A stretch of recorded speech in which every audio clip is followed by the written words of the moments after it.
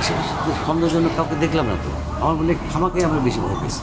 হতে পারে ওরা বোধহয় তোমাকে হাত দেখাতে এসেছিল, আমরা শুধু শুধুই ভুল বুঝেছি। তাহলে তো আসলে চলো ব্যাক করি। না না, একবার যখন বের হয়ে এসেছি তখন আর ব্যাক করবো না। এইভাবে আসলে বাঁচা যায় না। এই মনে হয় পুলিশ আসছে পুরো জীবন হলো বলো। দেখি তাহলে ট্যাক্সি ক্যাব বা রিক্সা টিক্সা থাকি।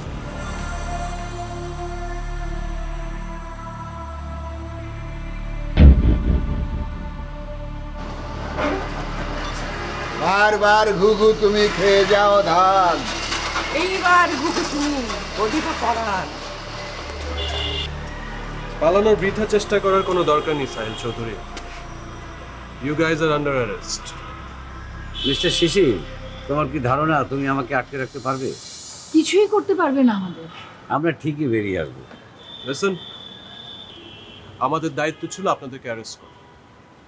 এখন আদালত শাস্তি দিবে নাকি আপনাদেরকে ছেড়ে দিবে সেটা আদালতে না। অ্যারেস্ট দেন।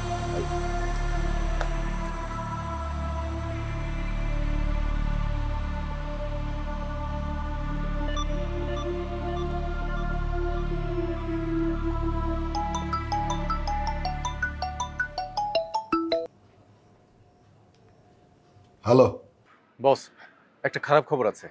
কি খবর সেটা? আমাকে ক্ষমা করবেন, আপনি ফোন কেটে দেওয়ার পর আপনাকে কল করতে বাধ্য হয়েছি।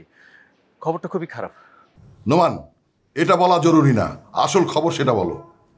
বস, সাহিল সাহেব আর জেরিন ম্যাডাম গোয়েন্দাদের হাতে অ্যারেস্ট হয়েছে। ও মাই গড!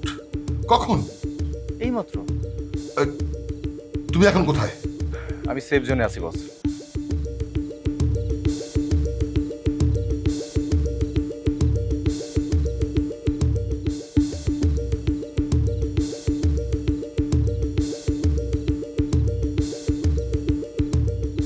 হ্যালো,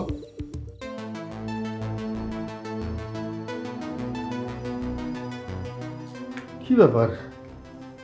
আনিকা কোথায়? ওকে দেখছি না বাসায়। ও শিশিরের সাথে দেখা করতে গেছে। কি মানে, আমি একটা বিষয় বুঝি না, এই রাত্রে দেখা করতে যাওয়ার কি আছে? এমনিতেই একটার উপর একটা বিপদ লেগে আছে, এই দেখাটা কি দিনের বেলায় করা যেত না? শোনো, আজকে আনিকার মনে অনেক খুশি, আর সেই জন্য ও শিশিরকে ধন্যবাদ জানাতে গেছে। তোমার কি মনে হয় শিরিন? এই সাহিল জেরিন অ্যারেস্ট হওয়াতে ওর কি খুশি হওয়ার মতো কিছু আছে? কাল সকালে যখন তারা জামিনে ছাড়া পেয়ে আবার বেরিয়ে আসবে তখন? আচ্ছা, এইসব কথা তুমি আমাকে শোনাচ্ছ কেন বলো তো? তোমার বোন আসলে ওকেই বলো। আমি তো আর সারাটা দিন বাসায় থাকি না, বাসায় থাকো তুমি। তোমার সঙ্গে আলাপ করেই তো বাইরে বের হয়। আমি বলি কি, এই যে সাহিল জেরিন ওরা অ্যারেস্ট হওয়াতে আনিকা একটু আনন্দ করছে, করুক না। দেখো তো কতদিন ধরে ওর লাইফে কোনো আনন্দ নেই। তাহলে আর কি? তার মানে এই যে আনিকা বাইরে গেছে এতে তোমার পূর্ণ সম্মতি আছে? আমি খামাখাই মাঝখানে কথা বলছি।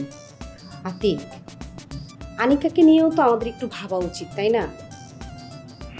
এইটুকু বয়সে ওর উপর দিয়ে কতটা ঝড় বয়ে গেল, একবার ভেবে দেখো তো। আর শিশিরের সঙ্গে দেখা করতে গেছে সেটা নিয়েও তো আমার কোনো আপত্তি নেই। রাস্তাঘাটে কত ধরনের বিপদ, সেটা ভেবেই তো আমার টেনশন হয়। শোনো, শিশির যদি ওর সাথে থাকে না, তাহলে এত ভয় পাওয়ার কিছুই নেই। আমার যতটুকু মনে হয় যে আর যাই করুক, শিশির তোমার বোনকে একা ছাড়বে না।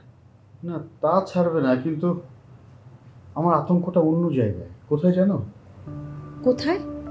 সাহিল আর জেরিন, ওদেরকে অ্যারেস্ট করাতে ওরা না আরো হিংস্র হয়ে ওঠে। কারো না কারো ধরো কোনো ক্ষতি করে ফেললে তখন? শোনো, এসব নিয়ে এত ভেবো না তো। এসব নিয়ে যত ভাববে ততই আরো মনে পড়বে।